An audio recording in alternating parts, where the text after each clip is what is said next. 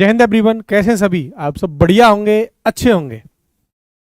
आज से हम अपने सेशन की शुरुआत करने वाले हैं एयरफोर्स एक्स ग्रुप और नेवी एसएसआर के लिए, राइट।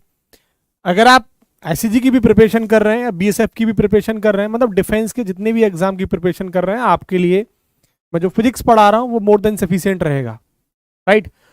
अच्छे तरीके से हम फिजिक्स को समझेंगे। अगर आप साथ में चीजों को नोट कर पाए तो अच्छी बात है, और नहीं कर पाए तो और अच्छी बात है, क्योंकि आपको क्लास में पीडीएफ भी प्रोवाइड की जाएगी, ठीक है।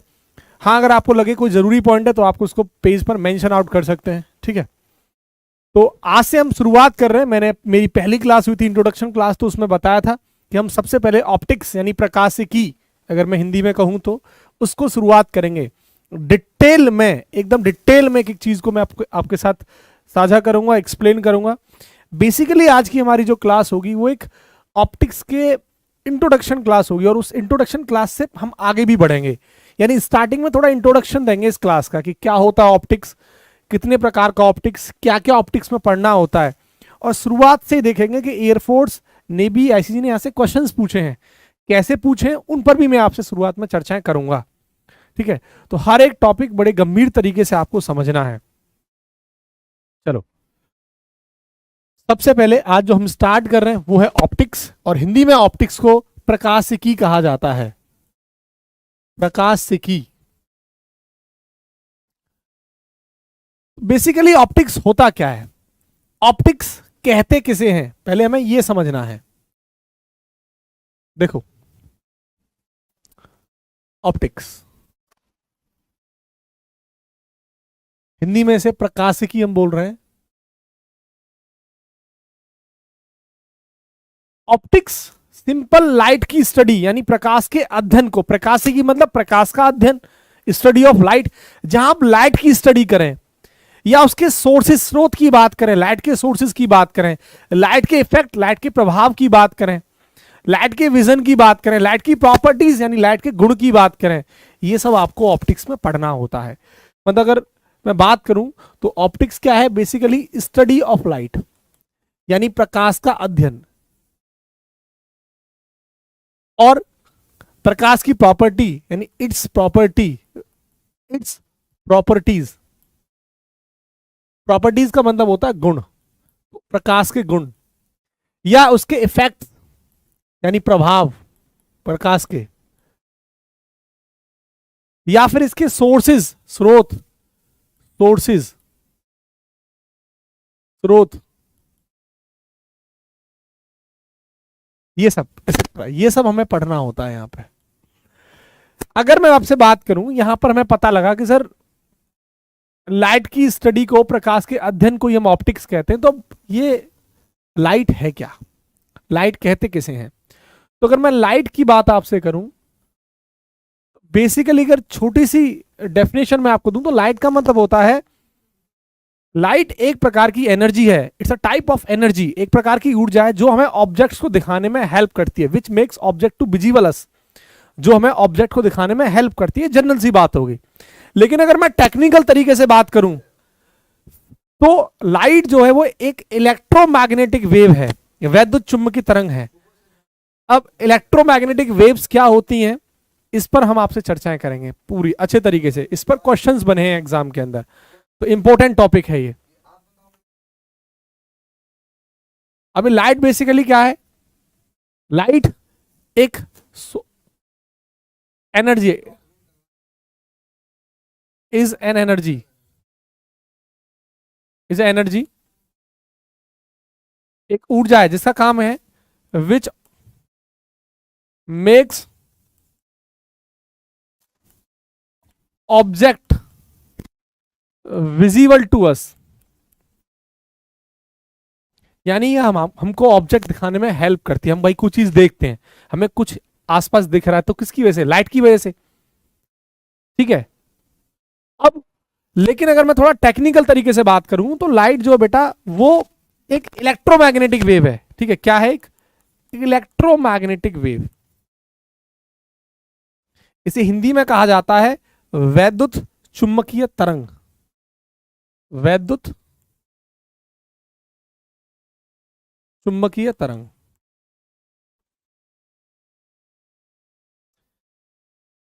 देखो होता क्या है कि ये मान लेते हैं हमारे पास यहां पे सन है,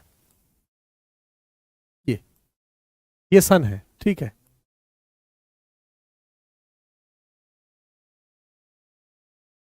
ये सन है। होता क्या है, सन से लाइट आती है, सूरज से आपको लाइट आती हुई दिखाई देती है इस तरीके से।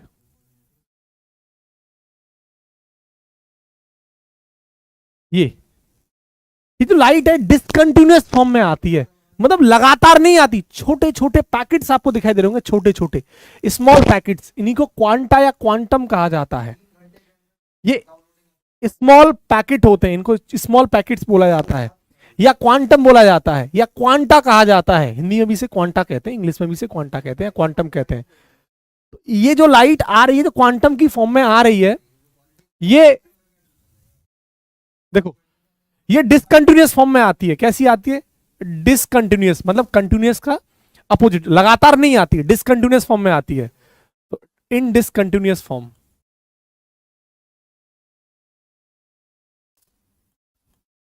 इन डिसकंटिन्यूअस फॉर्म लगातार नहीं आती। और दूसरा, ये रही पृथ्वी, यहां रही अर्थ, ये अर्थ है, ठीक है, पृथ्वी है।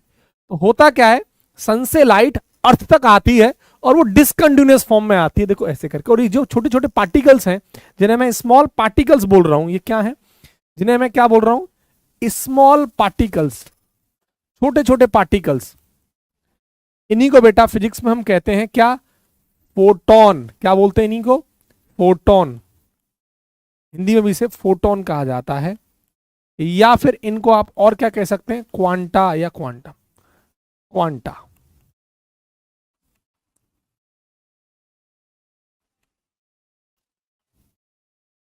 ठीक है, ये क्लियर। अब देखो ध्यान से समझना, ये जो इलेक्ट्रोमैग्नेटिक वेव्स हैं सर, कितने टाइप की इलेक्ट्रोमैग्नेटिक वेव्स होती हैं, कितनी इलेक्ट्रोमैग्नेटिक वेव्स हैं? देखो अगर मैं आपको बताऊं तो एक रेडियो वेव याद करने का तरीका भी मैं आपको बता दूंगा। यहां पर देखो, R, Reliance mobile is very useful for X and Y. ये देखो 2 3 4 5 6 7, Reliance mobile is very useful for X and Y. अब देखो आर का मतलब क्या है बेटा, आर है रेडियो तरंग, यानी रेडियो वेव। इन्हें आर को बोला जाता है रेडियो वेव। ये है रेडियो तरंग, रेडियो वेव्स, रेडियो तरंग। एम क्या है? माइक्रोवेव, सूक्ष्म तरंग,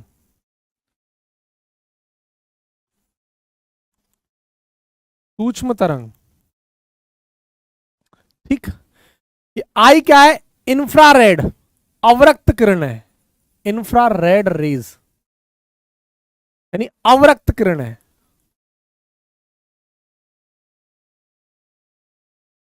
वी क्या है? विजिबल रीजन,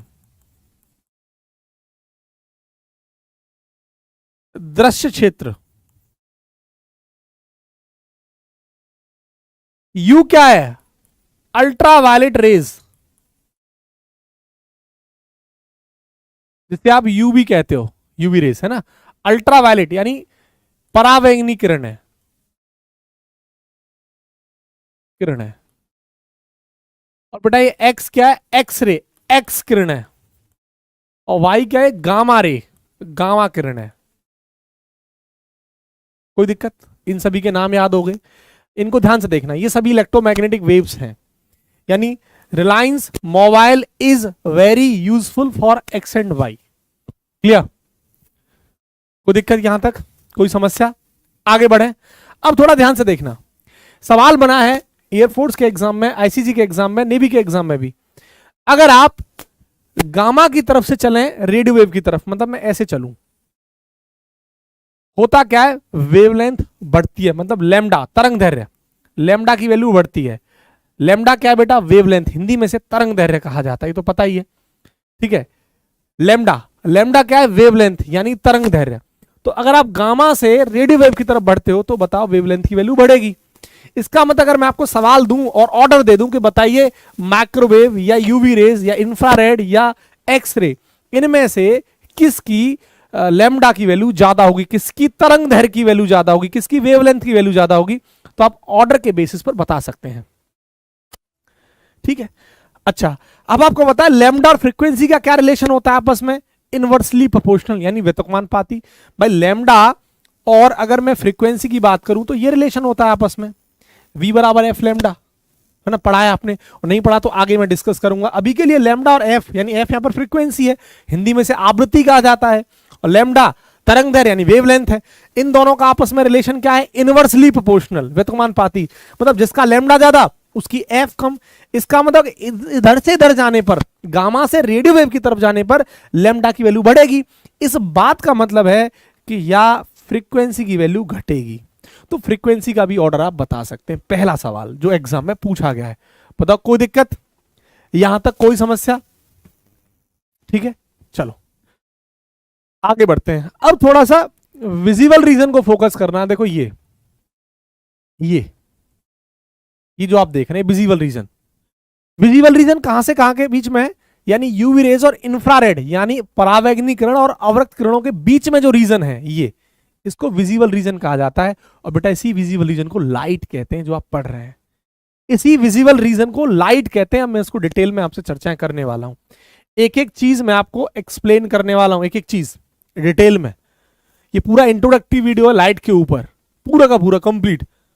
ठीक है, तो लॉजिकली आप चीजों को सीख पाएंगे, रिलेट कर पाएंगे चीजों को। तो है क्या, मैं बात कर रहा था बेसिकली विजिबल रीजन, ये था वी, विजिबल दृश्य क्षेत्र, विजिबल रीजन, ये दृश्य क्षेत्र। अब ये जो विजिबल रीजन है वो किन किन के बीच में है? यूवी रेस, अल्ट्रावायलेट यानी परावैंगनी किरण, और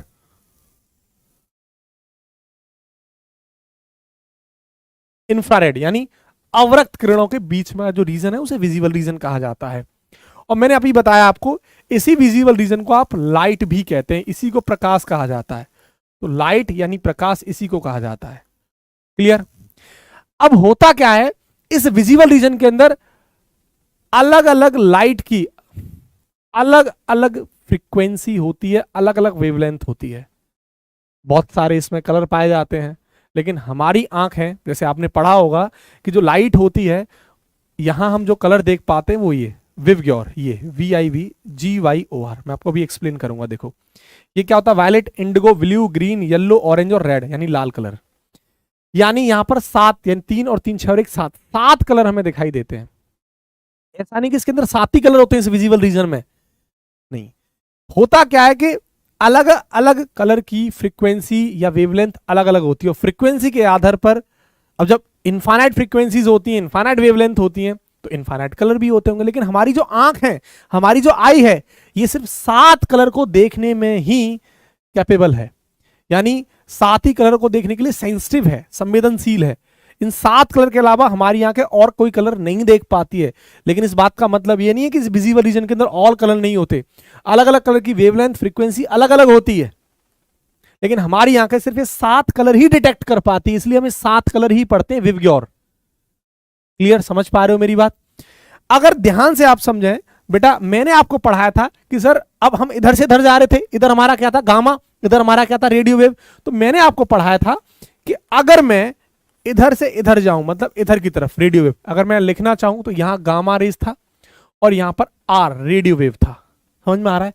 तो इधर से इधर जाऊंगा तो समझ में आएगा आपको कि हमारी वेवलेंथ लैम्डा की वैल्यू बढ़ रही थी, लैम्डा की वैल्यू बढ़ रही थी, और फ्रीक्वेंसी यानी आवृत्ति, भाई एफ क्या है यहां पे, एफ क्या है, आवृत्ति यानी फ्रीक्वेंसी, आवृत्ति फ्रीक्वेंसी की वैल्यू घट रही है। अब अगर मैं इन कलर का ऑर्डर बताऊं आपको, ये जो कलर आपको है विवग्योर, ये 7 कलर जो दिखाई दे रहे हैं, अब बताओ किसकी वेवलेंथ सबसे ज्यादा होगी? रेड कलर की। कम किसकी होगी? वायलेट की। आप ऑर्डर देख सकते हैं। इसका मतलब जो हमारा रेड कलर होता है, उस रेड कलर की जो वेवलेंथ है वो सबसे ज्यादा होती है, और सबसे कम किसकी होती है? इस वायलेट की, बैंगनी, ये वाला कलर वायलेट। अगर यहीं पर आपसे मैं फ्रीक्वेंसी पूछने लगा, आवृत्ति पूछने लगा, तो इसका जस्ट उल्टा हो जाएगा। मैंने आपको क्या रिलेशन बताया था लैम्डा और फ्रीक्वेंसी का? ये बताया था इनवर्सली प्रोपोर्शनल यानी व्युत्क्रमानुपाती होता है। इसका मतलब है कि जिसका ज्यादा उसका फ्रीक्वेंसी कम होगा, या जिसका कम उसका ज्यादा होगा, यही मतलब बताया है। इसका मतलब यह हुआ कि अगर मैं फ्रीक्वेंसी की बात करूं तो वायलेट की फ्रीक्वेंसी सबसे ज्यादा होगी, यानी बैंगनी वाले कलर की फ्रीक्वेंसी वायलेट की ज्यादा होगी रेड से। ये बात बोलो, यहां तक कोई प्रॉब्लम? तो लाइट के बारे में इतनी बातें क्लियर है। दूसरी बात, ये जो आप देख रहे हैं विजिबल रीजन, इस विजिबल रीजन की जो वेवलेंथ है, इसकी विजिबल रीजन की जो वेवलेंथ है बेटा, वो लगभग लगभग 3800 एंगस्ट्रॉम। अगर मैं एनसीईआरटी के डेटा के अकॉर्डिंग बात करूं तो 3800 एंगस्ट्रॉम से लेके लगभग 7600 एंगस्ट्रॉम, 7600 एंगस्ट्रॉम तक होती है। लेकिन अलग अलग बुक्स का डेटा अलग अलग है, लेकिन एनसीईआरटी के अकॉर्डिंग यही डाटा है। लेकिन अगर और बुक्स क्या बोलती हैं, लगभग इसको बोल देती हैं कि 4000 एंगस्ट्रॉम से लगभग ये 8000 एंगस्ट्रॉम होता है ये। लेकिन एनसीईआरटी के अकॉर्डिंग लगभग 3800 एंगस्ट्रॉम से लेकर 7600 एंगस्ट्रॉम तक होता है। इसकी वेवलेंथ इतने से, यानी विजिबल रीजन की वेवलेंथ 3800 एंगस्ट्रॉम से 7600 एंगस्ट्रॉम के बीच में लाई करती है। तो the wavelength lies in visible region between 3800 angstrom to 7600 angstrom, यानी 3800 से 7600 एंगस्ट्रॉम के बीच में लाई करती है इसकी वेवलेंथ, यानी तरंग दैर्घ्य। बोलो क्लियर? लैम्डा बेटा वेवलेंथ होती है, इसे तरंग दैर्घ्य कहते हैं हिंदी में। यहां तक कोई प्रॉब्लम? मैं बाइलिंगुअल फॉर्म में ही चल रहा हूं, हिंदी भी बता रहा हूं आपको, साथ में इंग्लिश भी बता रहा हूं, ठीक है? अभी कलरों की हिंदी तो पता होगी ना। आर मतलब रेड कलर, लाल। ओ मतलब ऑरेंज, है ना? और येलो, येलो मतलब पीला। यार ये तो हिंदी पता होगी आपको।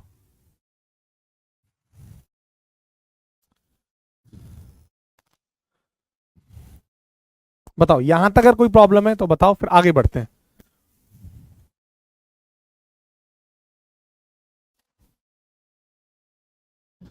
ठीक है, अब आगे थोड़ा सा चीजों को समझते हैं। अब एक बात बताओ, आपको 7 कलर दिखाई दे रहे हैं विवग्योर, ठीक है? ये रहे विवग्योर।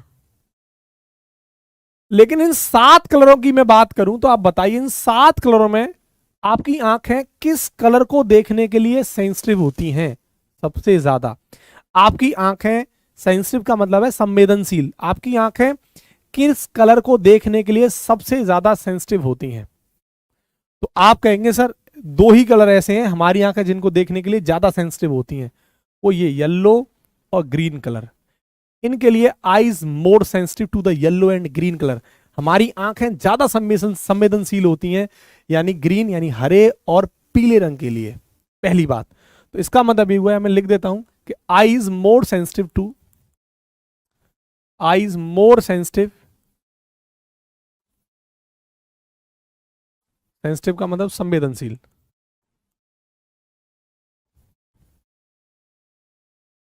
To yellow and green colour. इसलिए आपने देखा है स्कूल की जितनी भी बसें होती हैं उन सबका रंग पीला होता है, क्योंकि जो बच्चे हैं पढ़ने जाते हैं उनकी आंखें, छोटे छोटे बच्चों की आंखें थोड़ी सेंसिटिव होती हैं, ज्यादा लोड ना लें, इसलिए पीली पीली पीली कलर की बसें बनाई जाती हैं, पीला पेंट किया जाता है उन पर, ठीक है? या फिर सुबह आप जब घूमने जाते हो तो गार्डन में क्यों घूमने जाते हो? हरी हरी घास देखने क्यों जाते हो? तो हमारी आंखें ज्यादा सेंसिटिव होती हैं इन दोनों कलर के लिए, ग्रीन और येलो कलर के लिए। लेकिन सबसे कम सेंसिटिव किसके लिए होते हैं? सबसे कम सेंसिटिव, सबसे कम सेंसिटिव, सबसे कम संवेदनशील बेटा इसके लिए और इसके लिए। अब मतलब क्या हुआ इसका, कि अगर आप ग्रीन से इधर जाओगे तो भी आंखों की सेंसिटिविटी घटेगी इन कलरों को देखने के लिए, और आप येलो से इधर जाओगे तो भी घटेगी, ठीक है? इसका मतलब ये हुआ कि अगर वायलेट कलर की मैं बात करूं और रेड कलर की बात करूं, इन दोनों के लिए सबसे कम होती है सेंसिटिविटी। तो सेंसिटिविटी सबसे ज्यादा किन के लिए होती है? येलो के लिए। और सबसे कम किसके लिए होती है बेटा? इस और इस कलर के लिए, रेड और वायलेट। यानी येलो, अगर ग्रीन कलर से इधर जाएंगे तो भी सेंसिटिविटी घटेगी और इधर जाएंगे तो भी सेंसिटिविटी घटेगी। इसका मतलब ये हुआ is less sensitive, eye is less sensitive, ऐसे करके, एंड लेस सेंसिटिव टू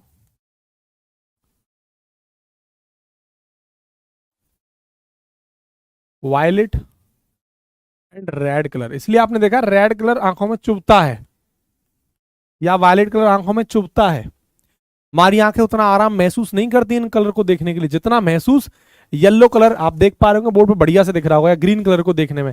लेकिन अगर मैं अभी आपको लाइव दिखाऊं, रेड कलर मैंने लिखा है ऐसे करके, रेड फिजिक्स लिखा। अब आपकी आंखें मुझे बताइए इस कलर को देखने में ज्यादा अच्छा फील कर रही है इस कलर को देखने में? तो आप कहेंगे इस कलर को, या फिर मैं ग्रीन कलर से लिखूं ऐसे करके फिजिक्स। अब इन दोनों में देखिए आप, इसमें और इसमें, तो आपकी आंखें ज्यादा इस कलर को देखने में संवेदनशील होती हैं, सेंसिटिव होती हैं। क्लियर? क्लियर है इतनी बात? बोलो भाई, सेंसिटिव का मतलब बेटा संवेदनशील।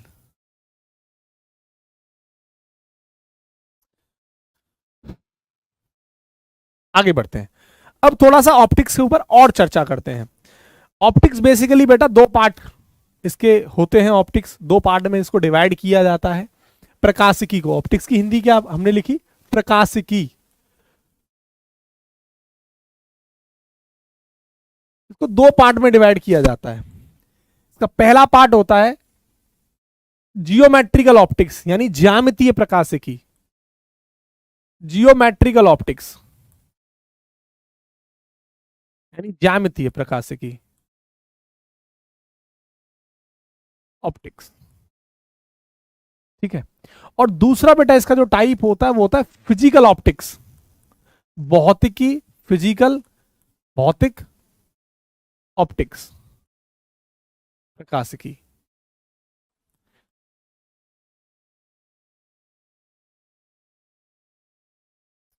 ठीक। अब ज्योमेट्रिकल ऑप्टिक्स जो होती है इसी को हम रे ऑप्टिक्स के नाम से भी जानते हैं। क्या बोलते हैं इसी को? रे ऑप्टिक्स, किरण प्रकाशिकी, रे ऑप्टिक्स इसी को कहा जाता है। रे माने किरण, ऑप्टिक्स माने प्रकाशिकी, यानी किरण प्रकाशिकी। दूसरी बात, अब क्या है रे ऑप्टिक्स सब कुछ बताऊंगा, लेकिन ये जो फिजिकल ऑप्टिक्स है ना, इसको भी दो पार्ट में डिवाइड किया जाता है। एक पार्ट में इसको डिवाइड किया जाता है जिसे बोलते हैं वेव ऑप्टिक्स। क्या बोलते हैं इसे? वेव ऑप्टिक्स, तरंग प्रकाशिकी, तरंग प्रकाशिकी, वेव ऑप्टिक्स।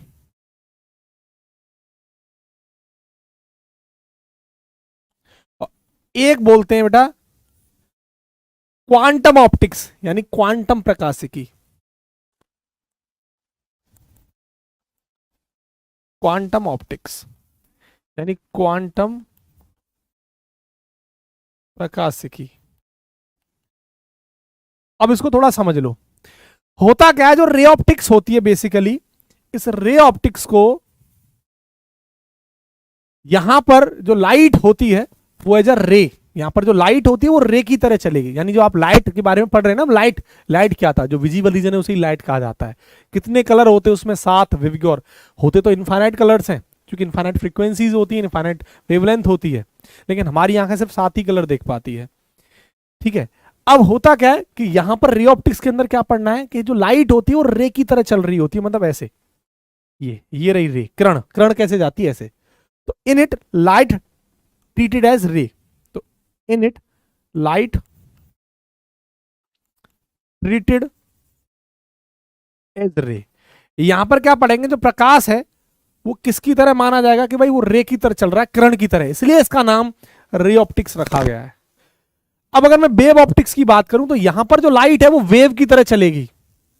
यहां पर लाइट वेव की तरह चलेगी। तरंग कैसे चलती हैं? ऐसे, तरंग ऐसी तो चलती है ऐसे, तरंग।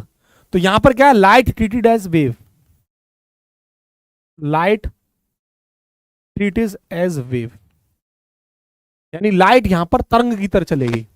और यहां पर क्वांटम ऑप्टिक्स के अंदर क्या है, लाइट क्वांटम्स की तरह चलेगी। छोटे छोटे जो पार्टिकल्स हैं, जिसे मैं स्मॉट पार्टिकल्स बोल रहा था, जिसे हम फोटोन बोल रहे थे, देखो ये रहा, उस पैकेट के रूप में चलेगा ऐसे करके। यहां पर आप वो पढ़ेंगे। क्लियर? यहां पर क्या पढ़ेंगे, एक फोटोन होगा, ये रहा। अब इसके अंदर क्या है, छोटे छोटे पार्टिकल्स होंगे ऐसे करके। पैकेट है, इन्हें फोटोन कहा जाता है।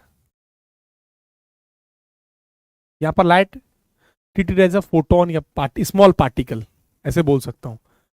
ठीक है, कोई प्रॉब्लम, कोई दिक्कत? तो light treated as small particle, छोटे पार्टिकल की तरह। अब होता क्या है, जो बेसिकली आप रे ऑप्टिक्स पढ़ रहे हैं, ठीक है, तो रे ऑप्टिक्स के अंदर क्या है कि जो लाइट की जो वेवलेंथ होती है, देखो मैं थोड़ा इसको आगे यहां की बात कर लेता हूं थोड़ा सा, है ना। देखो, तो रे ऑप्टिक्स होता है ना,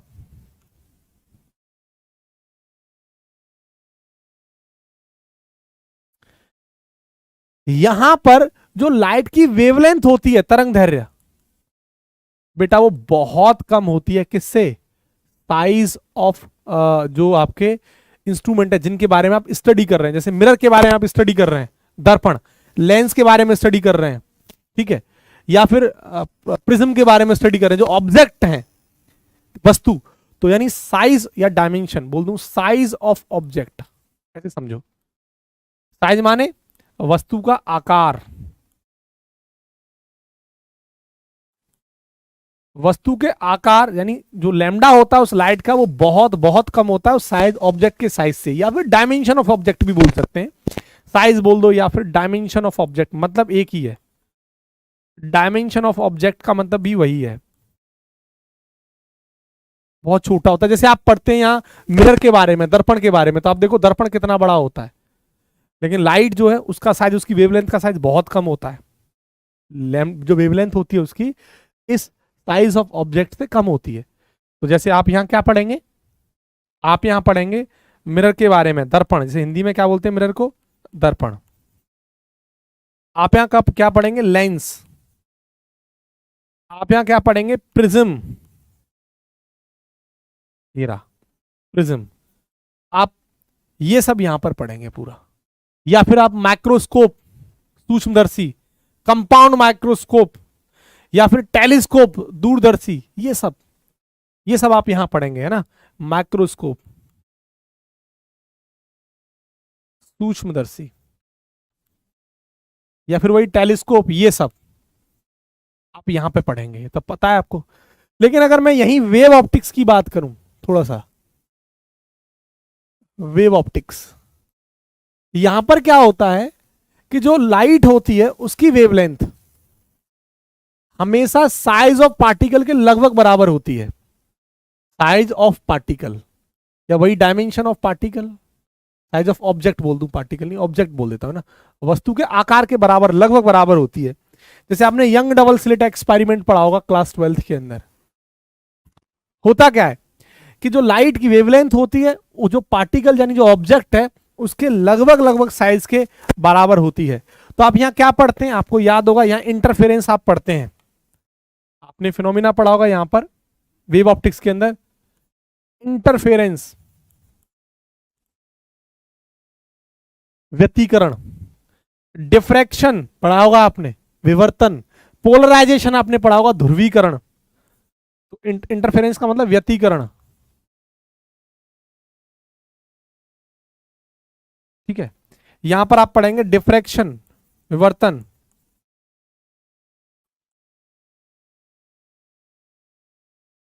या फिर आप पढ़ेंगे पोलराइजेशन, ध्रुवीकरण। एक इंट्रोडक्शन है पूरा का पूरा, आप पढ़ते क्या है, आपकी रिकॉल हो रही होंगी चीजें। मैं थोड़ा इसको डिटेल में समझाना चाहता हूं, पढ़ेंगे क्या बेसिकली। इसके बाद आता है आपका क्वांटम ऑप्टिक्स। क्वांटम ऑप्टिक्स, ठीक है। अब आप देखो क्वांटम ऑप्टिक्स का मतलब क्या है, क्वांटम प्रकाशिकी, उसको मैं हिंदी में लिख चुका हूं, क्वांटम ऑप्टिक्स। अब क्वांटम ऑप्टिक्स में आप क्या पढ़ते हैं बताओ। आप यहां पर रमन इफेक्ट, रमन प्रभाव, लेजर वगैरह, फोटो इलेक्ट्रिक प्रभाव, प्रकाश मतलब फोटो इलेक्ट्रिक जो प्रभाव है वो सब पढ़ते हैं आप। यहां पर आप क्या पढ़ते हैं, रमन इफेक्ट, रमन प्रभाव,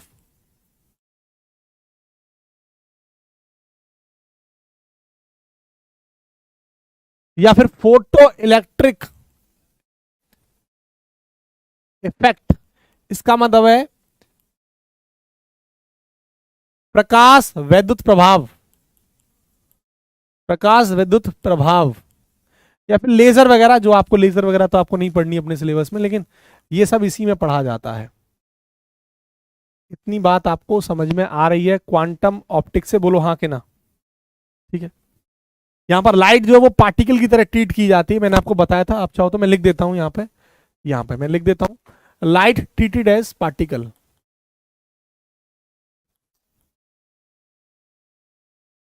एज पार्टिकल, लाइट को यहाँ कण मान लिया जाता है, छोटा सा। ये है आपका।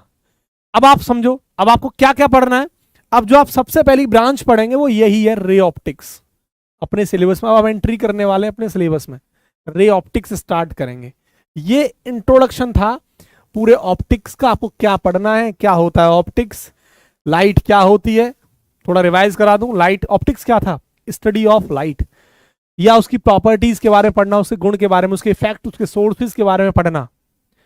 लाइट एक प्रकार की एनर्जी है जो हमें ऑब्जेक्ट, वस्तु को दिखाने में हेल्प करती है। आप लाइट की वजह से मुझे देख पा रहे हैं with the help of camera. मैं लाइट बंद कर दूं, कैमरा चल रहा है, आप मुझे नहीं देख पाओगे। ठीक है, तो सिंपल सा फंडा है। अगर मैं लाइट को बंद कर दूं तो आप मुझे नहीं देख पाओगे ठीक से। मैं बंद करके आपको दिखाता हूं, आप मुझे देख ही नहीं पाओगे। आप देखो कि आपको मैं दिख रहा हूं, कितना दिख रहा हूं। तो ये सब किसकी वजह से हो रहा है? ये सब लाइट की वजह से हो रहा है। कैमरा बेशक चल रहा है, लेकिन कैमरा आपको दिखा रहा है with the help of light. दूसरा, लाइट को अगर टेक्निकल टर्म में मैं बात करूं, ये इलेक्ट्रोमैग्नेटिक वेव है, यानी वैद्युत चुंबकीय तरंगें होती हैं। और इलेक्ट्रोमैग्नेटिक वेव ये है। रिलायंस मोबाइल, एक minute, Reliance mobile is very useful for X and Y. ठीक है, इनको याद करने का तरीका, ये रेडियो वेव है यानी रेडियो तरंग, ये माइक्रोवेव है सूक्ष्म तरंग है। अब इनका क्या कैसे यूज होता है सब पढ़ेंगे। माइक्रोवेव कहां यूज होती है, रेडियो वेव कहां यूज होती है, या इंफ्रारेड का यूज क्या है, विजिबल रीजन ये, या अल्ट्रावायलेट का यूज क्या है, एक्स वाई, ये सब पढ़ेंगे अपन। टेंशन मतलब सब कुछ पढ़ाऊंगा मैं आपको। ठीक है,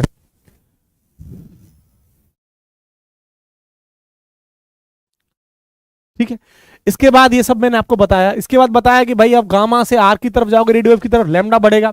लैम्डा बढ़ रहा है मतलब फ्रीक्वेंसी कम होगी, क्योंकि लैम्डा और फ्रीक्वेंसी आपस में इनवर्सली प्रोपोर्शनल होती हैं, व्यतोमानुपाती होती हैं। इसका मतलब है कि लैम्डा बढ़ेगा तो फ्रीक्वेंसी कम होगी, या वाइस वर्सा, उल्टा लैम्डा घटेगा तो फ्रीक्वेंसी बढ़ेगी। फिर मैंने बताया कि जो इलेक्ट्रोमैग्नेटिक वेव है सन से आती हैं और अर्थ तक पहुंचती हैं डिसकंटिन्यूअस फॉर्म में, मतलब लगातार नहीं जाती, डिसकंटिन्यूस छोटे छोटे पार्टिकल्स की फॉर्म में जाती हैं, थोड़ा गैप रहता है आपस में। ये आप देखने को मिल सकता है, लाइव आप देख सकते हो। जैसे आप अपने घर में हैं तो जैसे आप एक काम करना, चौक लेना या फिर खड़िया ले लेना, मिट्टी ले लेना, और आप ऐसे करके झाड़ना उसको। आप देखेंगे छोटे छोटे पार्टिकल्स आपको ऐसे करके आते हुए दिखाई देते हैं। वो छोटे छोटे पार्टिकल बीच में गैप रहता है। ऐसे ही लाइट आती है, लाइट स्ट्रेट नहीं आती, लेकिन हमारी जो आईज है उनको देख नहीं पाती हैं, तो फोटोन की फॉर्म में आती है। स्मॉल पार्टिकल्स बोलते हैं, स्मॉल पार्टिकल्स को फोटोन या क्वांटा कहा जाता है। ये विजिबल रीजन है। विजिबल रीजन को बेटा लाइट कहते हैं। उसमें कलर कितने हैं? विव और 7, लेकिन 7 कलर नहीं होते, इनफाइनाइट्स कलर होते हैं, लेकिन हमारी आंखें सिर्फ 7 ही कलर देख पाती हैं। उनकी वेवलेंथ 3800 से लेकर 7600 एंगस्ट्रॉम तक होती है।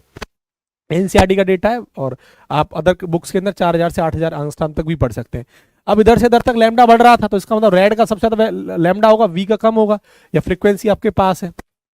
अब ऐसे ही मैंने बताया कि हमारी आंखें सबसे ज्यादा किस कलर को देखने में सेंसिटिव होती हैं, संवेदनशील। तो मैंने बताया कि येलो और ग्रीन कलर को देखने में सेंसिटिव होती हैं, और सबसे कम वायलेट और रेड कलर को देखने में, है ना।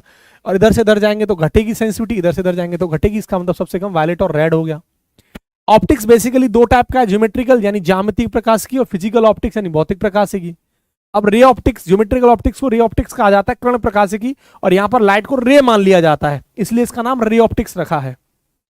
अब फिजिकल ऑप्टिक्स की बात करूं तो दो टाइप का मैंने बताया था, वेव ऑप्टिक्स और क्वांटम ऑप्टिक्स। क्वांटा प्रकाश की, तरंग प्रकाश की। यहां पर लाइट को वेव मान लिया जाता है, लाइट को यहां पर वेव मान लिया जाता है, तरंग की तरह, तरंग जैसे चलती है।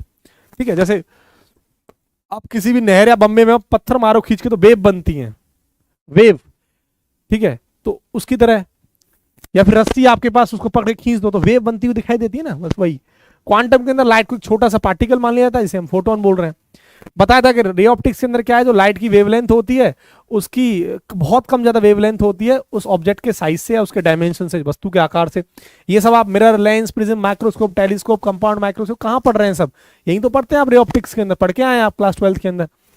या फिर वेव ऑप्टिक्स के अंदर क्या है, लगभग इन दोनों की वेवलेंथ साइज ऑफ ऑब्जेक्ट के बराबर होती है, जिसमें आप व्यतिकरण, विवर्तन, ध्रुवीकरण ये सब पढ़ते हैं। इसके अलावा क्वांटम ऑप्टिक्स के अंदर क्या मान लेते हैं, पार्टिकल्स को आप एज अ मतलब लाइट को एज अ पार्टिकल मान लेते हैं आप, और वहां आप ये सब इफेक्ट पढ़ते हैं, Raman effect, photo electric effect, यानी प्रकाश विद्युत प्रभाव, लेजर वगैरह ये सब आप पढ़ते हैं एक्सेट्रा। ये हमारी यहां तक की बात थी। अब हमें जो स्टार्ट करना है वो पढ़ना है बेटा रे ऑप्टिक्स, ठीक है। अब आपका एक चैप्टर स्टार्ट हो रहा है, अब आपको आइडिया लग गया होगा कि ऑप्टिक्स आपकी कब खत्म होगी, क्या खत्म होगा, सब आपको पता लग गया होगा, ठीक है। हम पहले रे ऑप्टिक्स को खत्म करेंगे, रे ऑप्टिक्स में मिरर, लेंस, प्रिज्म वगैरह ये सब पढ़ेंगे अपना आराम से, फिर उसका वेव ऑप्टिक्स भी शुरुआत करेंगे। अब आपको आइडिया लग गया होगा मैं पढ़ना क्या क्या है ऑप्टिक्स के अंदर। तो अब हम सबसे पहले जो शुरुआत कर रहे हैं वो रे ऑप्टिक्स स्टार्ट कर रहे हैं। चलो हेडिंग लगाओ और हमारा सेशन स्टार्ट हो रहा है बढ़िया से। अब रे ऑप्टिक्स इंट्रोडक्शन क्लास थी, आप समझ पाएंगे मैं पढ़ना क्या क्या है, कैसे कैसे पढ़ना है। तो भैया आप रे ऑप्टिक्स को स्टार्ट कर रहे हैं। चलो रे ऑप्टिक्स,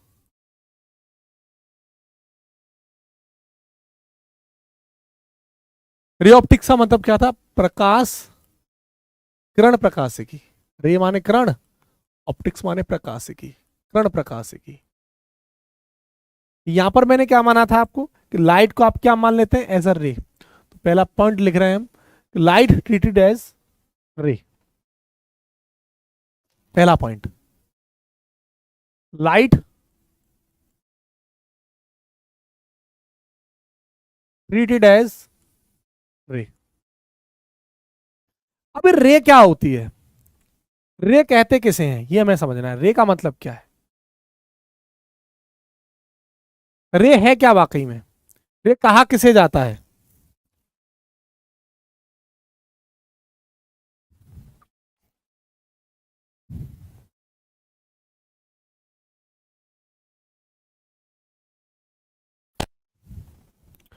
व्हाट इज रे बताओ।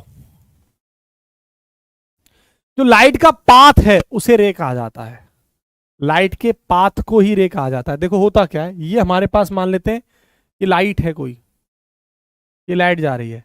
अब इस लाइट का जो रास्ता है ना जैसे जा रही है, इसी को रे बोल देते हैं और कुछ नहीं। द पाथ ऑफ लाइट यानी प्रकाश के रास्ते को ही आप रे, किरण कहते हैं। तो किरण और कुछ नहीं है, the path of light is called रे। है क्या रे, द पाथ ऑफ लाइट यानी प्रकाश का रास्ता, the path of light, path माने रास्ता,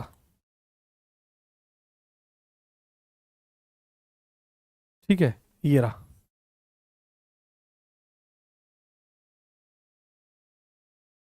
अब जो लाइट है ना वो हमेशा बेटा स्ट्रेट लाइन में ट्रेवल करती है। कैसे, स्ट्रेट लाइन में, सीधी रेखा में चलती है लाइट, ऐसे करके सीधी रेखा में। तो लाइट हमेशा कहां चलती है, सीधी रेखा में। तो light travel in straight line, सीधी रेखा में तय कर, सीधी रेखा में चलती है।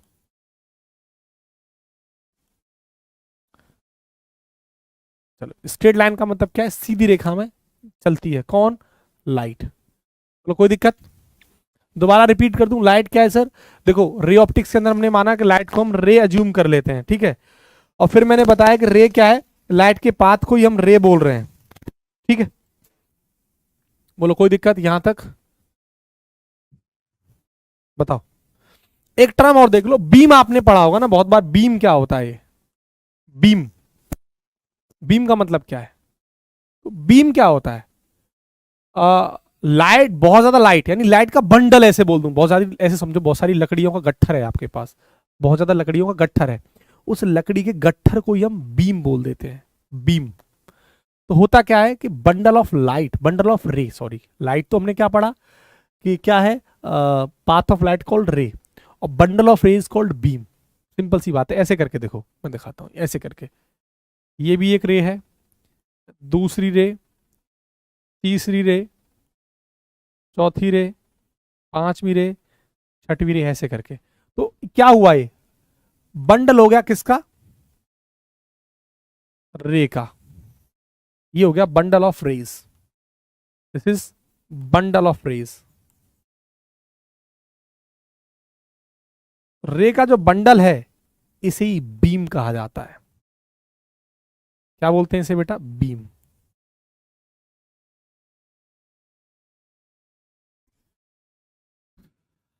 बताओ, कोई प्रॉब्लम यहां तक? बेसिक बेसिक बात है एकदम।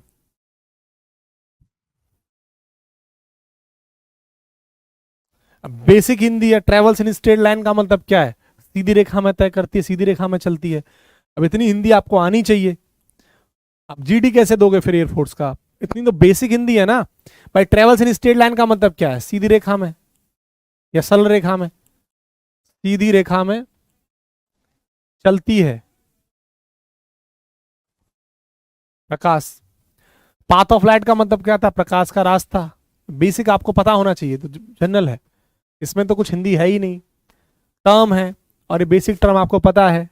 बंडल माने गुच्छा, तो विकिरणों का गुच्छा क्या कहलाता है? बीम कहलाता है। ठीक है, चलो थोड़ा और आगे बढ़ते हैं। बेसिक बेसिक टर्म्स क्लियर हो रही हैं। आगे देखो, होता क्या है कि हम थोड़ा सा रिफ्रैक्शन, अभी रिफ्लेक्शन की बात हमने करी नहीं, अभी रिफ्रैक्शन की बात हमने करी, यानी परावर्तन अपवर्तन की हमने बात नहीं करी। लेकिन आपको याद होगा, मीडियम के बारे में थोड़ी चर्चाएं कर लेते हैं पहले, क्योंकि मैं आपसे पूछूंगा कि बताइए किसी मीडियम के अंदर, किसी माध्यम में चाल क्या होगी, प्रकाश की चाल क्या होगी, तो कैसे आप कैलकुलेट करेंगे उस पर मैं चर्चा करूंगा। यहां से न्यूमेरिकल एयरफोर्स ने पूछा है। अब ध्यान से देखना, अगर मैं थोड़ा सा मीडियम की बात कर दूं आपसे, मीडियम यानी मीडियम को बेटा माध्यम कहते हैं हिंदी में, माध्यम, बेसिकली इसे मीडियम कहा जाता है, मीडियम। अभी जो माध्यम है यानी मीडियम है, दो टाइप के होते हैं। एक तो कहा जाता है विरल माध्यम यानी रेयरर मीडियम, रेयरर मीडियम यानी विरल माध्यम। और एक होता है सघन माध्यम यानी डेंसर मीडियम, ये रहा डेंसर, सघन माध्यम। बोलो कोई दिक्कत? अबे रेयर मीडियम और डेंसर मीडियम कैसे, इसकी पहचान कैसे होगी, थोड़ा सा बताता हूं। देखो आपने पढ़ा होगा थोड़ा सा अपवर्तनांक, रिफ्रैक्टिव इंडेक्स पढ़ा होगा आपने। रिफ्रैक्टिव इंडेक्स क्या है, कैसे, वो सब हम रिफ्रैक्शन अपवर्तन नाम के चैप्टर में पढ़ेंगे। लेकिन कंसेप्ट को क्लियर करने के लिए थोड़ी सी हम मीडियम की चर्चाएं कर रहे हैं। अगर मैं रेयर मीडियम की बात करूं, विरल माध्यम की, तो हमें पता है जिसके लिए रिफ्रैक्टिव इंडेक्स बेटा म्यू, देखो रिफ्रैक्टिव इंडेक्स आपको पता है ना, रिफ्रैक्टिव इंडेक्स हिंदी में से अपवर्तनांक कहा जाता है। रिफ्रैक्टिव इंडेक्स हिंदी में बेटा इसे अपवर्तनांक कहते हैं, नांक। शॉर्ट में हम इसे आर आई से डिनोट करते हैं, रिफ्रैक्टिव इंडेक्स। इसको दर्शाया किससे जाता है? म्यू से। किसे दर्शाते हैं इसे? म्यू से। या आप एन से भी बुक्स के अंदर देखोगे, एन से या म्यू से, आप किसी से भी इसको डिनोट कर लो, दर्शा लो। तो कहा यह जाता है कि जो रेयर मीडियम है, कंसेप्ट ये है कि जो रेयर मीडियम है उसके लिए म्यू की वैल्यू कम होगी, और जो डेंसर मीडियम है उसके लिए म्यू की वैल्यू ज्यादा होगी, मतलब लेसर म्यू। ऐसे बोल सकता हूं, लेसर म्यू, म्यू की वैल्यू कम होगी। और डेंसर मीडियम का मतलब क्या है? मोर म्यू, इसके लिए म्यू की वैल्यू ज्यादा होगी। उदाहरण के तौर पर थोड़ा सा समझाऊं मैं आपको, तो हमें पता है कि हमारे पास एयर हुआ हवा, या फिर मैं आपसे बोलूं कि पानी है मेरे पास, वाटर, या मैं आपसे बोलूं ग्लास है मेरे पास, कांच। बेटा ग्लास की हिंदी क्या है? कांच। वाटर माने पानी, एयर माने हवा या वायु। मुझे पता है कि जो एयर के लिए म्यू की वैल्यू होती है वो 1 होती है, बोलो हाँ के ना। मुझे पता है वाटर के लिए जो म्यू की वैल्यू है वो क्या है? वाटर के लिए म्यू की वैल्यू 1.33 होती है, ये मुझे याद है, 1.33। लगभग अगर ग्लास के लिए बात करूं तो लगभग 1.52। हालांकि ग्लास कई प्रकार के होते हैं, कांच कई प्रकार के होते हैं, लेकिन मैं बात कर रहा हूं आपसे फ्लिंट ग्लास, क्राउन ग्लास। लेकिन मान लो हम जो ग्लास की बात कर रहे हैं उसके लिए म्यू की वैल्यू 1.52 है ये। अब आप देखिए म्यू की वैल्यू किसकी सबसे ज्यादा है, अगर इन तीनों में बात करूं, ग्लास की, तीनों में। तो इसलिए अगर मैं ग्लास की बात करूं तो इन तीनों में अगर मैं तुलना करूं तो ग्लास हमारे लिए डीएम है, डेंसर मीडियम है, यानी सघन माध्यम है। सघन माध्यम, डेंसर मीडियम को शॉर्ट में क्या लिख सकते हैं हम? डीएम। और रेयर मीडियम को शॉर्ट में क्या लिख सकते हैं? विरल माध्यम को आरएम। बोलो कोई दिक्कत? तो डेंसर मीडियम। अगर मैं आपसे इन दोनों की तुलना करता, बताओ इन दोनों में कौन है डेंसर, तो आप कहेंगे ये। अगर मैं तीनों में देखूं, बताओ रेयर मीडियम कौन है जिसका कम है, तो ये हमारे लिए क्या है? आरएम है इन तीनों में। अगर मैं तीनों में आपसे तुलना कर रहा हूं तो इन दो में तुलना करता एयर और वाटर में, तो वाटर हमारे लिए डेंसर हो जाता, एयर हमारे लिए रेयर मीडियम हो जाता। तो मीडियम की कहानी है। बोलो क्लियर है, कोई दिक्कत? तो अब यही कंसेप्ट मैं आपको समझाने वाला हूं। बोलो कोई प्रॉब्लम यहां तक, कोई दिक्कत, कोई समस्या? एकदम जनरल, एकदम बेसिक से उठा रहा हूं आपको, बिल्कुल बेसिक से। मुझे एफर्ट्स थोड़े ज्यादा तो लगाने पड़ेंगे कंसेप्ट के साथ, नहीं इतनी बेसिक से मैं चर्चा नहीं करता। करने का रीजन है कि अगर मैं एक दिन 1 घंटे आपके साथ बेसिक्स पर काम कर गया तो आप बड़े बढ़िया से आगे मतलब मूव कर जाएंगे। मैं कंसेप्ट को बेसिक से उठाता जाऊंगा ऊपर की तरफ, टेंशन मत लेना। आपको एक लेवल दूंगा, आपको बेसिक से चीजों को उठा रहे हैं, सब चीजों को समझ रहे हैं, अंडरस्टैंडिंग बना रहे हैं उनके साथ। कोई दिक्कत है किसी को यहाँ पे, कोई समस्या? ठीक है, अब आगे बढ़ते हैं। तो ये माध्यम के बारे में हमने सीखा। अब यहीं पर अगर मैं इसी कंसेप्ट में आगे बढ़ूं, रे ऑप्टिक्स में जो हम चीजों को सीख रहे हैं, तो अगर मैं पूछूं कि बताइए किसी माध्यम के अंदर, किसी भी मीडियम के अंदर, चाहे वो वाटर है, चाहे वो ग्लास है, कोई भी मीडियम मीडियम है, किसी मीडियम के अंदर लाइट की स्पीड क्या होगी या वेग यानी चाल क्या होगी? तो स्पीड या velocity of light in any medium कैसे कैलकुलेट करेंगे आप? तो मेरा सवाल आपसे ये है कि speed of light in any medium,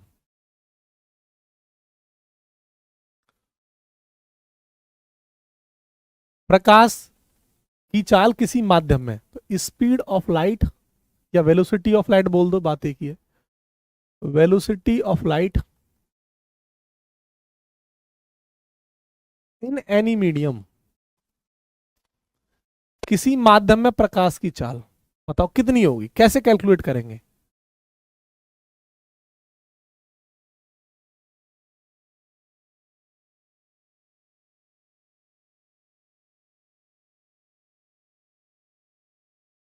बताओ। तो वेलोसिटी किसी मीडियम के अंदर जो होगी लाइट की, उसको हम वी से डिनोट कर रहे हैं। किससे? वी से। तो कितना होगा? वी बराबर सी अपॉन म्यू, ये इतना होता है। तो अगर किसी मीडियम के अंदर, किसी माध्यम के अंदर आपको प्रकाश की चाल या वेग बताना है, कैसे बताएंगे आप? v बराबर सी अपॉन म्यू से। अब ये सी क्या है बेटा? म्यू तो हमने पढ़ लिया, म्यू क्या है? क्या था? अपवर्तनांक, जिसे हम रिफ्लेक्टिव इंडेक्स बोल रहे थे, शॉर्ट में हिंदी में अपवर्तनांक बोल रहे थे। v हमें पता लग गया, उस माध्यम के अंदर स्पीड। अब ये c क्या है बेटा? c क्या है? Speed of light in vacuum, प्रकाश की चाल निर्वात में, यानी स्पीड या velocity of light in vacuum, यानी निर्वात में प्रकाश की चाल, यानी निर्वात में वैक्यूम को बेटा हिंदी में बोलते हैं निर्वात। तो ये तो आप स्पीड ऑफ लाइट तो समझती हुई इतनी हिंदी, मैं वैक्यूम को लिख देता हूं। वैक्यूम को मतलब हिंदी होता है बेटा निर्वात। ठीक है। अब यहां पर स्पीड ऑफ लाइट क्या होती है वैक्यूम के अंदर? आपको पता है 3 × 10⁸ मीटर पर सेकेंड, इतनी होती है। ठीक है, बोलो कोई दिक्कत? यहां से कंसेप्ट बड़ा अच्छा शानदार बनेगा। तो ये 3 × 10⁸ मीटर पर सेकेंड लाइट की वैक्यूम के अंदर स्पीड होती है, और ये कांस्टेंट होती है बेटा, नियत होती है, फिक्स होती है। क्या होती है? कांस्टेंट होती है। कांस्टेंट का मतलब है फिक्स है बेटा, ये नियत है, एकदम फिक्स है। अब इमेजिन करो 3 × 10⁸। अब सोचो अगर आप गाड़ी 100 मीटर पर सेकंड, ऐसे 100 मीटर पर सेकंड से चला रहे हैं, 100 की स्पीड से, अब आप इसको कर दें हम 300 मीटर पर सेकंड, 400 मीटर पर सेकंड, 1000 मीटर पर सेकंड। इमेजिन कर सकते हो 3 × 10⁸ 300000000 मीटर पर सेकंड, तो कितनी स्पीड से आती होगी वैक्यूम के अंदर? अब हुआ क्या था, जो इलेक्ट्रोमैग्नेटिक वेव होती हैं, ये थोड़ा थोड़ा सा आपको समझा रहा हूं। ये मैंने जो पढ़ाया था इलेक्ट्रोमैग्नेटिक वेव्स के बारे में, ये जो डिसकंटिन्यूअस फॉर्म में आती हैं, ये इलेक्ट्रोमैग्नेटिक वेव्स भी वैक्यूम के अंदर ट्रेवल करती हैं, और कितनी स्पीड से आती हैं? 3 × 10⁸ मीटर पर सेकंड से, जैसे से जो लाइट आती है। खैर आगे इनको समझेंगे, लेकिन यहां देखो, बताओ कोई दिक्कत? तो किसी मीडियम के अंदर आपको स्पीड निकालनी है लाइट की, क्या होगी बेटा? वो होगी v बराबर सी अपॉन म्यू। सी क्या है, म्यू क्या है, v क्या पता लग गया। अब सर हमने बता दिया आपको कि c तो कांस्टेंट होता है, नियत होता है, तो क्यों ना मैं इसके साथ, क्या मैं ऐसा रिलेशन बना सकता हूं भाई? वो कांस्टेंट हो गया, नियत हो गया, तो v बराबर क्या हो जाएगा? 1 upon mu, directly proportional 1 upon mu. बोलो कोई दिक्कत है? इनवर्सली प्रोपोर्शनल म्यू, ऐसे बोल दो। अब यहां से आपको क्या पता लग रहा है, यहां से बेटा आपको पता लग रहा है कि सर जिसके लिए म्यू ज्यादा होगा उसके लिए वी की वैल्यू कम होगी, या जिसके लिए म्यू की वैल्यू कम होगी उसके लिए वी की वैल्यू ज्यादा होगी, ये हमें पता लग रहा है।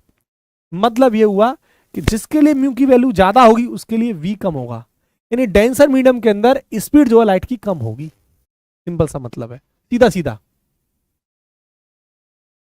बोलो क्लियर है? यानी अगर मैं आपसे ऐसा कहूं कि म्यू की वैल्यू जिसकी ज्यादा होगी उसके लिए वी की वैल्यू कम होगी, तो मोर म्यू, यहां लिख दूं मोर म्यू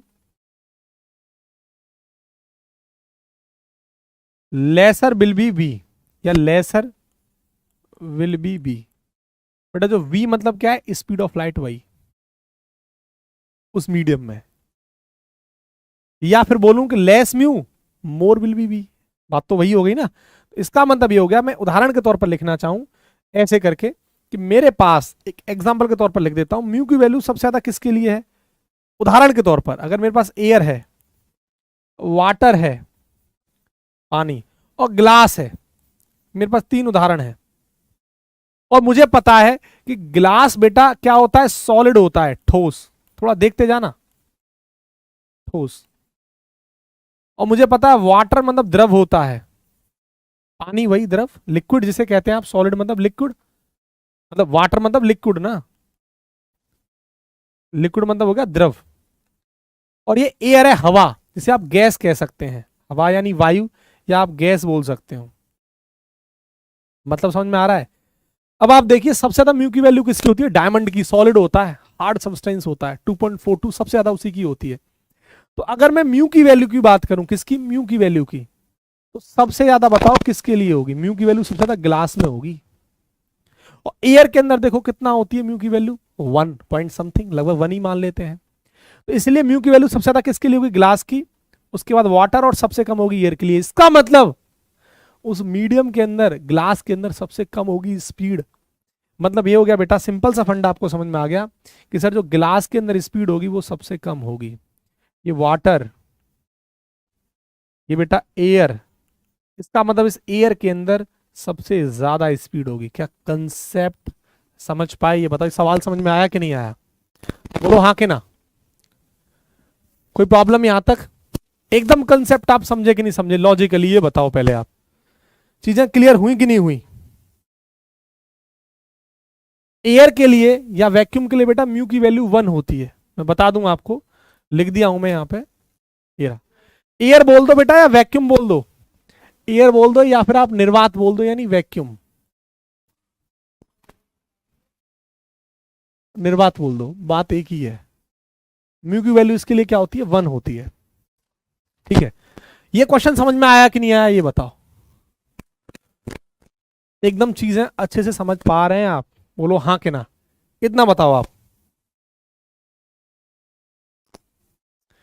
अब आप मुझे कंसेप्ट सीधा सीधा बताओ कि सबसे ज्यादा स्पीड लाइट की एयर यानी वैक्यूम के अंदर होगी कि किसी मीडियम के अंदर होगी? सर सिंपल सा फंडा है कि जो लाइट है की जो स्पीड है वो हमेशा वैक्यूम के अंदर सबसे ज्यादा होगी, या एयर के अंदर सबसे ज्यादा होगी, और हमेशा सबसे कम किसी सॉलिड के अंदर होगी। और हमें पता है वैक्यूम के अंदर जो स्पीड होती है लाइट की, उसको सी से दर्शाया जाता है। तो अगर मैं सिंपल सा ऐसे बोल दूं कि C is always greater than V, कोई बुराई है? सी मतलब क्या है, speed of light in vacuum, निर्वात में प्रकाश की चाल, और वी का मतलब क्या है, speed of light in medium, माध्यम के अंदर। ठीक है, बोलो बेटा कोई प्रॉब्लम यहां तक? ठीक है, कोई दिक्कत? अब आगे बढ़े, चलो एक कंसेप्ट और है छोटा सा, वो आपको समझा दूं। देखो, हालांकि मैं अब जब आपसे मीडियम की बात कर रहा था, माध्यम की बात कर रहा था, तो आपको समझ में आ गया कि मीडियम में कितने टाइप के होते हैं, सब समझ में आ गया होगा। लेकिन बेटा अगर एक चर्चा मैं आपसे करूं कि बताइए, अगर लाइट हमारी कभी एक मीडियम से, अभी देखो हालांकि मैं बात रिफ्लेक्शन और रिफ्रैक्शन के अंदर पढ़ाऊंगा, रिफ्लेक्शन ऑफ लाइट का मतलब प्रकाश का परावर्तन, जो अभी हमारा स्टार्ट होने वाला है, मैं वही चर्चाएं करूंगा। लेकिन पहले थोड़ा सा समझा दूंगा आपको, थोड़ा सा समझा रहा हूं बस, हालांकि वहां भी हम चर्चाएं करेंगे। देखो आप क्योंकि 12th पढ़ के आए हैं तो आपको बेसिक पता है, 10th 12th में आप लाइट पढ़ते हैं तो बेसिक्स आपको आते होंगे, तो आप याद है ना आपको, क्योंकि सवाल बना है, एयरफोर्स ने पूछा है, इसलिए मैं थोड़ा चर्चाएं कर रहा हूं। हुआ क्या कि ये जैसे मान के चलो ये बेटा रेयर मीडियम है, विरल माध्यम, और बेटा ये डेंसर मीडियम है, सघन माध्यम। ठीक है, अब आपको पता है डेंसर मीडियम यानी सघन माध्यम के लिए म्यू की वैल्यू ज्यादा होती है, ये बात आपको पता है। अब आपको रिफ्लेक्शन ऑफ लाइट पता है क्या, कि सर लाइट एक मीडियम से दूसरे मीडियम में जाती है, इतना जानते हो। ठीक है, रिफ्लेक्शन ऑफ लाइट में, प्रकाश के परावर्तन में ऐसा होता है नहीं। रिफ्लेक्शन ऑफ लाइट में, रिफ्लेक्शन ऑफ लाइट के अंदर लाइट कभी भी एक मीडियम से दूसरे मीडियम में नहीं जाती। लाइट क्या करती है, एक मीडियम से उसी मीडियम यानी अपने ही मीडियम में रहती है। कल इस पर थोड़ी ढंग से चर्चाएं करेंगे, अभी थोड़ा समझा रहा हूं। ये आपका रिफ्लेक्शन ऑफ लाइट है, इतना आप पढ़ के आए हैं। ठीक, लेकिन रिफ्रैक्शन के अंदर, प्रकाश के अपवर्तन में, लाइट एक मीडियम से दूसरे मीडियम में जाती है। अब आप मुझे बताओ, अगर मैंने मीडियम नहीं बदला, थोड़ा सोचना, थोड़ा सोचना, इतना आपको पता है ना। देखो थोड़ी सी बस चर्चाएं कर रहा हूं यार, बस थोड़ी सी चर्चाएं। रिफ्लेक्शन ऑफ लाइट, प्रकाश का परावर्तन बेटा इसे बोलते हैं। कल मैं इसको चर्चा करूंगा, इस पर ढंग से समझेंगे, लेकिन जो क्वेश्चन बना था एयरफोर्स में, नेवी में, वो समझ लो।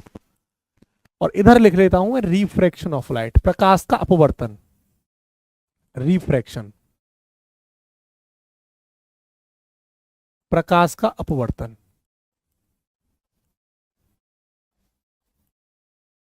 आप मुझे एक बात बताओ बेटा, यहां पर क्या होता है, मीडियम बदलता है? नहीं, मीडियम, माध्यम नहीं बदलता, मीडियम नॉट चेंज। क्या यहां पर माध्यम बदलता है? आपको पता है, हाँ भाई बदलता है, मीडियम चेंज। मीडियम जब बदलता है तो मुझे एक बात बताओ, जब मीडियम यहां नहीं बदल रहा, इसका मतलब म्यू की वैल्यू बदल रही है? नहीं बदल रही। और जब म्यू नहीं बदल रहा बेटा, तो अभी रिलेशन देखो क्या पढ़ाया था मैंने, जब म्यू नहीं बदल रहा तो क्या वी की वैल्यू बदलेगी? नहीं बदलेगी। इसका मतलब रिफ्लेक्शन ऑफ लाइट के अंदर स्पीड नहीं बदलती, बोलो हाँ के ना। लेकिन रिफ्रैक्शन के अंदर मीडियम बदल रहा है, रेयर से डेंसर में जा रहा है, डेंसर से रेयर में जा रहा है, यहां पर वी बदलता है। तो देखो बहुत इंपॉर्टेंट कंसेप्ट क्वेश्चन बनता है। तो यहां पर बेटा वी चेंज होगा कि नहीं होगा, ये बताओ। नहीं, क्योंकि नॉट चेंज है तो वी नॉट चेंज। मीडियम नहीं बदल रहा ना, तो वी नॉट चेंज। लेकिन बेटा यहां चेंज होगा, हाँ सर वी चेंज होगा।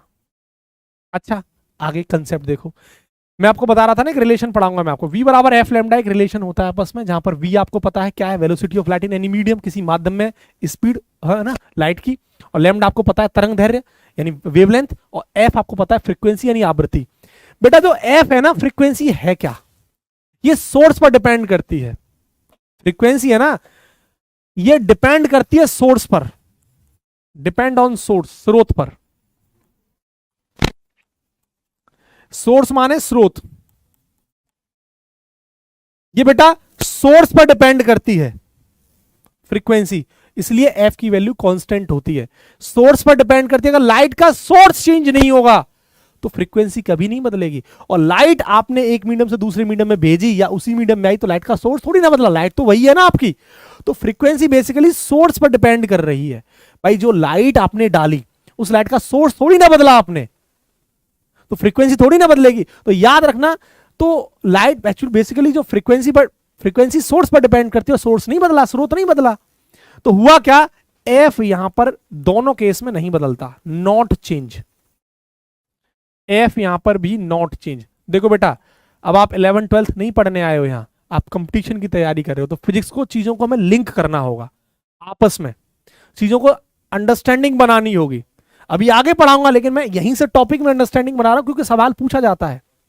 अब देखो म्यू बदल रहा है, म्यू बदल रहा है यहां पे, मीडियम चेंज, वहां म्यू नहीं बदल रहा। लेकिन आप एक बात बताओ, जब ये कांस्टेंट है तो वी तो किस पर डिपेंड कर रहा है, लैम्डा पर डिपेंड कर रहा है ना भाई, ये तो कांस्टेंट हो गया। और अभी हमने क्या पढ़ा था, म्यू बराबर सी अपॉन वी पढ़ा था, और वी बराबर, अब देखो वी क्या है, लैम्डा के डायरेक्टली प्रोपोर्शनल। तो भैया जिसका म्यू ज्यादा उसका वी कम, और जिसका वी कम उसका लैम्डा कम। इसका मतलब अगर वी चेंज हो रहा है तो बेटा लैम्डा भी तो चेंज होगा, और यहां पर लैम्डा चेंज नहीं होगा, नॉट चेंज।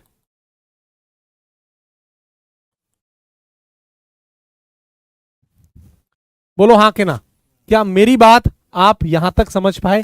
ये एग्जाम में सवाल था कि बताओ इनमें से कौन कौन सी चीज चेंज होगी रिफ्लेक्शन ऑफ लाइट में। उम्मीद कर रहा हूं आप लॉजिकली चीजों को समझ पाए होंगे। और बेटा कल हम एक प्यारे से सेशन की टॉपिक की शुरुआत करेंगे रिफ्लेक्शन ऑफ लाइट से, प्रकाश के परावर्तन से। वहां भी मैं ये चीजों को आपको रिपीट करूंगा, लेकिन जो सवाल बना एयरफोर्स का मैंने डिटेल में आपसे चर्चाएं करी हैं, एकदम प्यार से, बहुत ही बेसिक से आपको मैंने सब कुछ पढ़ाया है। अगर आपने 11th और 12th बहुत अच्छे से नहीं पढ़ी है और फिजिक्स आप बहुत अच्छे से सीखना चाहते हैं, अपने एग्जाम को क्रैक करना चाहते हैं, तो आप ये जो मैं आपको फिजिक्स पढ़ा रहा हूं ये आपके लिए बेनिफिशियल है, मोर देन सफिशिएंट, मैं ऐसा बोल सकता हूं आपसे। यहां से बाहर आपको कुछ नहीं देखने को मिलेगा। नोट्स बना लीजिए बढ़िया से, पीडीएफ आपको मिलेंगी सारी की सारी, ये आपके लिए बेस्ट है, इससे बेस्ट कुछ और नहीं। कोई बुक आपको लगाने की जरूरत नहीं है, कोई पीडीएफ बाहर से आपको लेने की जरूरत नहीं है, कुछ भी एक्स्ट्रा आपको पढ़ने की जरूरत नहीं है। डीपीपीज आपको मिलेंगी, अब जैसे जैसे टॉपिक कवर होते जाएंगे वैसे वैसे डीपीपीज भी आपको मिलती जाएंगी। ठीक है, ठीक है। तो अब बच्चों फिर से हमारी मुलाकात होगी इसी टाइम पर।